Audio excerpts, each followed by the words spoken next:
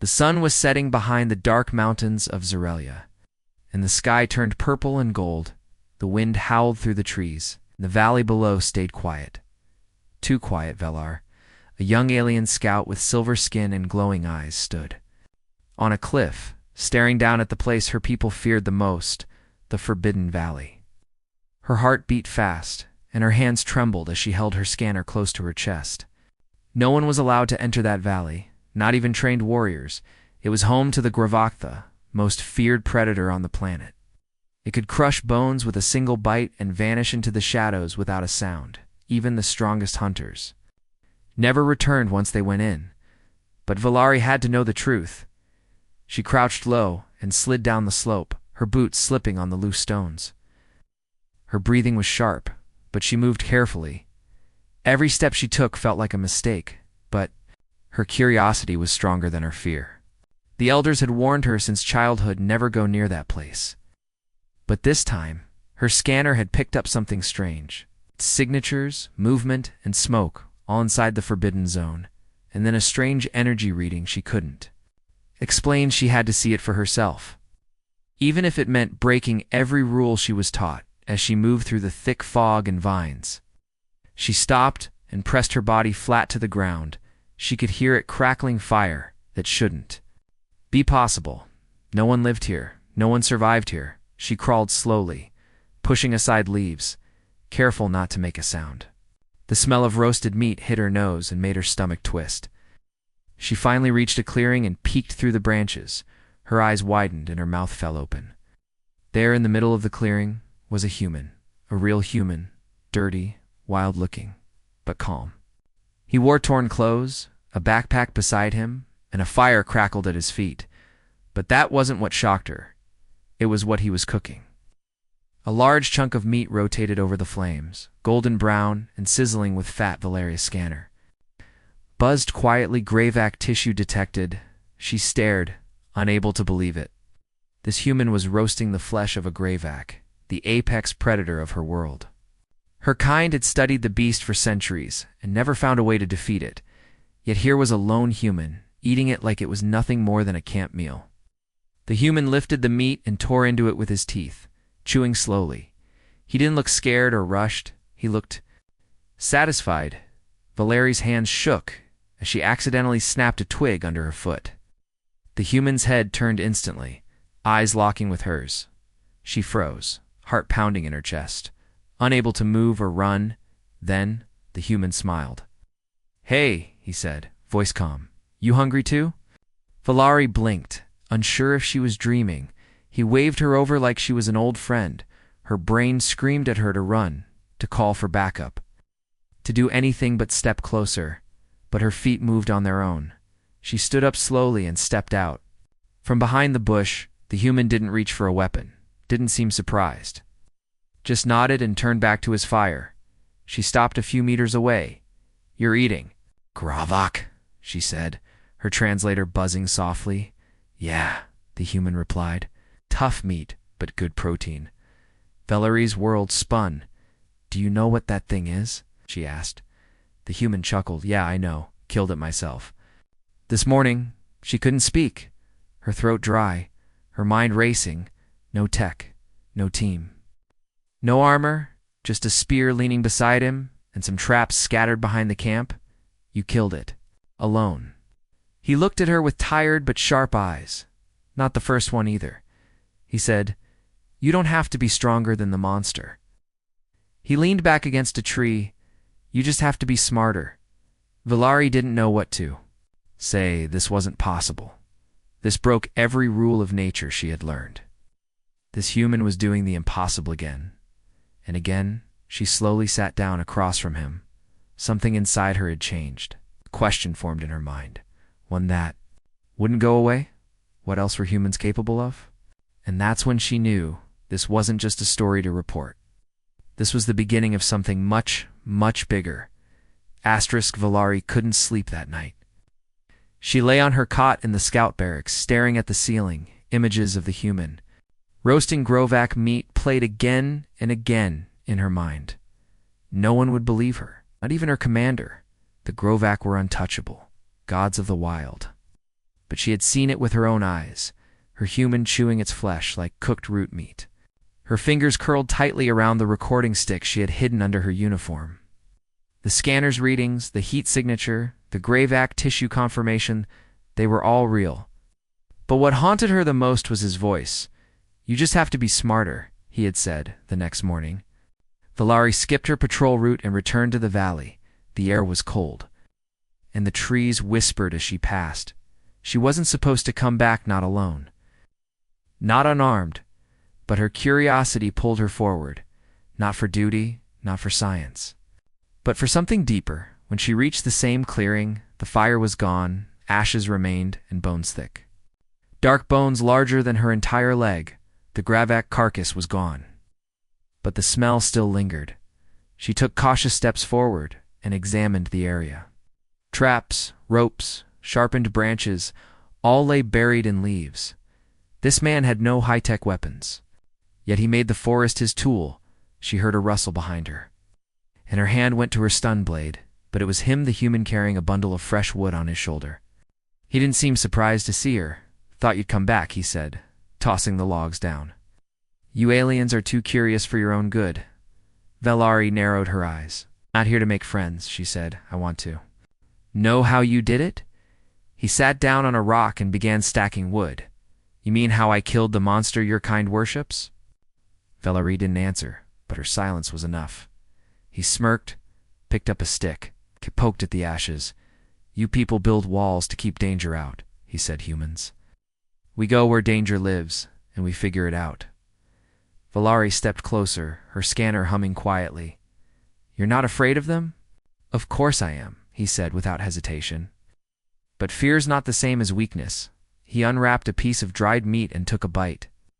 Valari recognized the muscle tissue pattern Grovak's shoulder. She felt her stomach twist again. She sat down across from him, still keeping a safe distance. "What's your name?" she asked. He looked at her with a grin. "Garrett," he said. "Survivalist, scavenger." Professional meditor. Valari raised an eyebrow. She had never met someone who joked in the face of death. She looked at the dried meat in his hands. "You really eat it?" "You want a piece?" he asked, tearing off a chunk and holding it toward her. Valari flinched but reached out slowly. She took it with trembling fingers and stared at it. The meat was dry but warm from his hands. She hesitated, then took a tiny bite. It was chewy, strong, and wild, unlike anything her people ate. But it was not poisonous, not deadly, just meat. Her mind spun. They had feared this beast for generations, and yet here she was, eating it. "How did you kill it?" she finally asked. Garrett leaned back and looked at the trees above. "I watched it for 2 days," he said. "Learned its path, how it moved, where it drank water. Then I dug a pit, sharpened some spikes, baited it with a fake trail." He tapped his head. "No lasers, no drones, just brain work." Valari stared at him. "What are you?" she whispered. Garrett gave her a sideways look. "Just human," he said. "You'd be amazed what that means." Silence followed for a while, just birds and wind between them. Then Garrett stood and stretched. "If you really want to understand, meet me tomorrow," he said. "I'm hunting another one." Valera's eyes widened. "You're going after a second Gravac?" "Third," he said, smirking. "The second one was last week." He picked up his spear and walked into the trees, leaving Valari frozen, meat still in her hand. Her world had shifted again. If this human wasn't lying and her gut told her he wasn't, then her people had misunderstood everything. She looked down at the bones near the ashes. The Gravac wasn't the top of the food chain anymore. Not if humans were here. The next morning, fog wrapped the trees like a ghost's breath. Valari stood near the edge of the valley, just where the light met the shadows. Her heart pounded, not from fear, but from a strange mix of thrill and disbelief, the idea of hunting. A Gravac was still madness to her people, but Garrett had done it, not once, but twice. She adjusted her scanner, checking for life signs as usual. The Grovac's trail was silent, no heat, no sound, only silence and tension in the air. That's how they always moved, like death sliding through the brush, but Garrett wasn't afraid, and today she was determined not to be either. He emerged from behind a tree, mud streaked across his face like war paint. Glad you showed up, he said, handing her a sharpened branch. Valari stared at it. No plasma, no shield. Garrett shook his head. That's how you die. Too much tech makes you lazy. They walked in silence for a while, following broken leaves and claw marks on the bark. Garrett moved like water, quiet, smooth, and aware of every detail. Valari tried to copy him, but her footsteps still snapped twigs. You listen with your feet too, he whispered. Every step tells the forest, if you're prey or not, soon. They came to a clearing with a strange pattern on the ground. Shallow pit covered in leaves and moss. Valari knelt and examined it. It was a trap, simple but effective, just up. Hole, sharp sticks, and the scent of raw meat dangling from a branch. This is what took down a Grovok, she asked. Garrett nodded. It's not strength that wins, it's setting the stage. Then he pointed beyond the trap. Bones, thick and massive, sat half buried in the mud. Valari's breath caught in her throat. She scanned them, confirmed. Grovak remains, at least 1 week old. Picked clean. Beside them was another Satolder. Cracked, sun-bleached. 2, she whispered. You weren't lying. No reason to, he said. Looking up at the trees, they hunt with fear. But they bleed just like us. Valari circled the remains, touching one massive fang the size of her forearm. These were the same creatures that had destroyed armored patrols, ripped through steel, and vanished before satellites could track them. Now their bones were scattered like dinner scraps. Garrett knelt near the second skeleton and poked around the dirt. See this? He said, pulling out a torn piece of scale armor. Gravok's skin tough as metal, but burns if exposed to heat. He handed her a chunk. She touched it carefully. It was hard as stone, but felt like it could melt under the right flame. How do you know all this? She asked. Garrett smiled faintly. Humans come from a place where we had to fight for every step of survival. We learned by losing first. Valari looked around and felt something deep in her chest. For the first time, the valley didn't. I feel like a graveyard. It felt like a classroom. Garrett wasn't just hunting, he was teaching. Not through books or lectures, but through bone, fire, and risk. Suddenly, a low growl echoed through the woods. Both of them froze. The sound was deep, rumbling, and close. Valera's blood turned cold. Garrett grabbed her shoulder and pulled her behind a tree. Third one, he whispered, voice steady. I thought it might be nearby. The bushes trembled, and out came the monster, twice the size of a horse, with muscles under layers of dark hide. Its glowing red eyes scanned the clearing and locked on the meat bait. Valeri's pulse raced. This wasn't a holosimulation. This was death in the flesh. Garrett waited until the creature stepped near the trap. One more step. Just one. But the beast paused, sniffed the air, and backed up. It knew, with a roar. It spun and charged not at the meat, but toward them. Valari screamed and dove aside. The Grovok's claws slicing through bark and dirt. Garrett rolled across the ground and grabbed his spear. He didn't run, he ran toward it. Now, he shouted, tossing a fire pellet under its jaw. The burst of flame hit the soft underbelly and the beast shrieked, thrashing wildly. Valari stood frozen until Garrett shouted again, Move! Blind its eyes! She picked up a branch, lit the tip with fire, and jabbed at the monster's face. It roared again, blinded for a second. Garrett used that moment to leap forward, driving his spear into its throat. The beast collapsed, shaking the earth beneath them. Smoke rose, blood flowed, and silence returned. Valari stared at the fallen giant, her breath heavy, her limbs shaking. They had done it, brought down a living nightmare together. Garrett wiped his blade on the grass and gave her a nod. See? He said, even apex predators can fall. Valari didn't answer. She just looked down at the massive corpse and thought everything her people believed was about to change. Asterisk, the stars above the valley blinked like silent watchers in the night sky. Valari stood at the edge of the forest, still stained with dirt and smoke from the battle.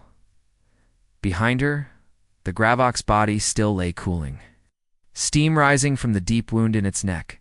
She had helped kill it. She had faced it. And now, she couldn't sleep, couldn't think of anything else. One question burned in her mind: what if this human was just the beginning? Garrett sat beside the fire, sharpening his crude spear. The blade still slick with dried blood, his eyes were calm, but his movements were tense. Like a wolf that hadn't stopped hunting, Valari stepped closer, her hands still trembling. "You were ready for it," she whispered. "You knew it was coming." Garrett didn't look up.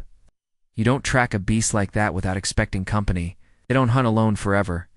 She sat down across from him still. Unable to believe what they had done, her people would call it madness, suicide, a crime even. But inside, something else was rising respect.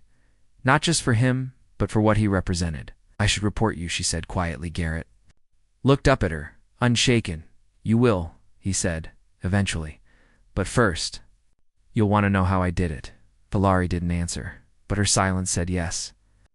He picked up a piece of bark and began drawing with a burnt stick. "These things hunt using smell, vibration, and heat," he said, sketching lines and circles. "They avoid open air, and they never chase prey uphill. They're kings, but even kings have blind spots."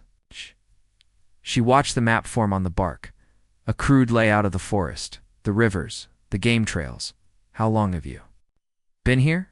She asked. "Long enough to learn their rhythm," he said. "Long enough to stop being prey." Valari felt the heat of the fire on her face. "You're not like anyone I've met," Garrett smiled slightly. "You've met people who follow rules," he said. "I follow survival." The next morning, Garrett led her deeper into the wilderness, not to hide but to teach. He showed her how to listen to wind movement, how birds changed their calls when danger approached, how a broken branch meant more than 100 scanner readings. They came across the remains of a smaller creature, a forest runner with its neck snapped. Fresh kill, less than 2 hours. Old.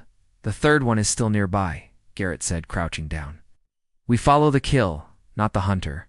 Valari scanned the area, recording everything. But something felt different now. She wasn't just learning, she was adapting. Each step she took was more careful, her ears more alert. She was thinking like him. As they moved through a narrow ravine, Garrett paused. He pointed to the side wall, massive claw marks carved deep into the rock. Not just one grovok, but possibly two. Valeri's stomach tightened. "If they're nesting," she said. Garrett nodded. "Then we're walking into their house." They set up a small camp on a high ridge that night. Garrett gave her dried meat and a flask of filtered water. She took a bite without asking what it was. Her body needed strength more than her pride. Needed answers. They stared into the fire, the forest dark and silent below them. Then she asked the question that had haunted her since they met. "Why do you stay here? You've proved your point. You could have left." Garrett looked at the flames for a long time before answering. "Because the galaxy thinks humans are fragile," he said. "They call us soft, weak, lucky. They forgot what we had to crawl through to get to the stars." He tossed another branch into the fire. "I'm here to remind them." Valari didn't respond. But in that moment, something clicked. He wasn't hunting for food or sport. He was making a statement. And she was starting to believe it. Later that night, a distant roar echoed through the mountains, different than before, longer, deeper, angrier. Valari stood up. Thudding. "It knows," she whispered. Garrett grabbed his spear and smiled darkly. "Good," he said. "Let it come." The wind was colder that morning. Valari's breath came out in clouds as she crouched behind a wall of twisted roots. The forest was quiet, but not peaceful. It was the kind of silence that meant something ancient and dangerous was watching. Garrett was beside her, motionless, eyes fixed on the ravine ahead. He held a spear in one hand, a fire pellet in the other. Valari's palms were slick with sweat. Despite the chill in the air, she gripped her stun blade tighter, feeling its weak hum. Useless against what was coming. Below them, the third grovok prowled. It was larger than the others, its body covered in old scars and dark moss-colored scales. This wasn't just another apex predator. It was the alpha, the one even other grovok seemed to avoid. Garrett leaned closer to her ear and whispered, "This one's clever. It circled the bait twice and didn't take it. It's testing us." Valari nodded slowly, heart racing. Her people had studied these beasts for generations, but always from far away. Now she was close enough to see steam rising from its nostrils, close enough to hear its low breathing, slow and steady. Suddenly, The Grovok stopped. Its head turned slightly, eyes narrowing. It knew they were there. "Move," Garrett said, and shoved her aside. The ground exploded beneath them as the beast charged. Dirt flew through the air, claws sliced through bark. And stone. Valari rolled behind a boulder. Garrett leaped in the opposite direction. The Grovok slammed into the ridge, roaring, furious. It missed, but only barely. Garrett whistled sharply to distract it. The creature turned toward him. Snarling, he threw a fire pellet. But the beast jumped sideways. It had learned no trap, no trick, no hesitation. Valari gritted her teeth and ran, not away but toward them. She jumped onto a fallen tree and launched herself onto the beast's back. Her stun blade lit up as she plunged it into the base of its neck. Sparks flew. The Grovok roared and bucked violently. She was thrown through the air and landed hard on her side, her head spinning. Garrett charged next, jabbing his spear into its flank, but the Grovok twisted, grabbed the spear with its jaws, and snapped it in half. Then it struck Garrett with its massive paw. He crashed into a tree and didn't move. Garrett. Valari screamed, dragging herself up. The beast turned toward her now, its glowing red eyes full of hate. She backed away, limping, blade in hand. But there was no more room to run, no more tricks, no backup. Then she remembered something Garrett once told her: you don't fight it head on, you change the rules. She spotted the ridge above loose stones and hanging branches. She looked back at the beast, now steps away with all her strength. She threw her blade not at the beast, but at the branch. The blade struck the vine, cutting it. A heavy log swung down, slamming into the Grovok's jaw. It roared and stumbled, dazed. Valari didn't stop. She grabbed Garrett's broken spear, lit the tip with a spark from her wrist device, and charged. The flaming end plunged into the Grovok's throat. The beast screamed one last time, then collapsed, its body shaking the earth. Smoke and silence followed. Valari dropped the spear and crawled to Garrett. He groaned, eyes fluttering open. "Did we win?" he muttered. She laughed and cried at the same time. "You got thrown like a sack of roots," she said, "and I saved you." Garrett grinned weakly. "Didn't doubt you for a second." They sat beside the dying fire, watching the smoke rise from the fallen Alpha. Valera's body ached, her skin bruised, her hands bloody. But inside, something had changed forever. She had fought a god and lived. She had saved a human who had shown her the truth that fear was only power when you bowed to it. And now, for the first time, she didn't feel like prey. She felt like something more. Velar returned to the outpost with blood on her suit and fire in her eyes. She walked through the gates without speaking. Her team rushed toward her, their questions flying like sparks. "Where were you? Are you injured? Did something attack?" She said nothing. Instead, she handed her commander a single item, a curved Grovok fang wrapped in vines, still wet with fresh blood. Gasps echoed through the gathering crowd. Scanners buzzed, readings confirmed. The fang belonged to an Alpha. Grovok, the kind no one had ever seen alive, let alone killed. "You were in the Forbidden Valley," her commander said, his voice cold. "Alone?" Valari raised her chin. "Not alone," she said. With a human, the room went silent. The word human dropped like a stone in water. A few officers exchanged nervous looks. Others stepped back, as if the word itself was dangerous. "You broke protocol," the commander said. "You disobeyed mission boundaries. You risked diplomatic conflict. I learned what none of us dared to learn," Valari interrupted. "I saw what you won't even study." She stood tall in the briefing room, her armor scratched, her eyes burning. "The human didn't just survive," she said. "He hunted the Grovok. He tracked it, baited it, fought it, and I fought with him." Whispers broke out across the chamber. She fought. She helped the human. She learned from him. The commander's voice thundered. "You expect us to believe a primitive species killed our planet's apex predator with sticks and fire? Are you mocking the science of our ancestors?" Valari stepped forward. "No," she said, "I'm rewriting it." Her words hung in the air, heavy, sharp, dangerous. But she didn't back down. She was no longer the silent scout who followed orders. She had changed, and the change was loud that night. She snuck into the archives. She accessed. Restricted, files ancient predator data. Biology records, failed military reports, grave act deaths, unit losses, and hundreds of failed attempts to kill just one. All of them ended the same mass casualties, destroyed tech, retreat, and yet Garrett had done it with mud, instinct, and fire. Not just once, but 3 times. And she had helped with the third. The report she filed was full, but not complete. She left out the traps, the tactics, the way the human read the earth like a map. She knew what would happen if they knew everything go right would become a target, not a teacher. Still, something in her stirred. Was she betraying her people, or waking them up? The next day, she was summoned to a private hearing with the High Council. 12 elders, faces hidden behind translucent veils, they sat like statues, unmoving, unreadable. She stood before them, the Gravak fang resting in her hands like a symbol of war. "We've read your field report," the lead elder said. "Do you stand by your claims?" Valari nodded. "I do. And do you understand the risk you bring by glorifying a human hunter on our world?" She stepped forward, voice steady. "The risk is not in truth," she said. "The risk is in refusing to see it." The chamber was silent for a long time. Then the elder asked, "Why didn't you kill him?" Valari looked up. "Because he's not the danger," she said. "He's the reason I'm still alive." After the hearing, she returned to the valley. Alone again, but this time different.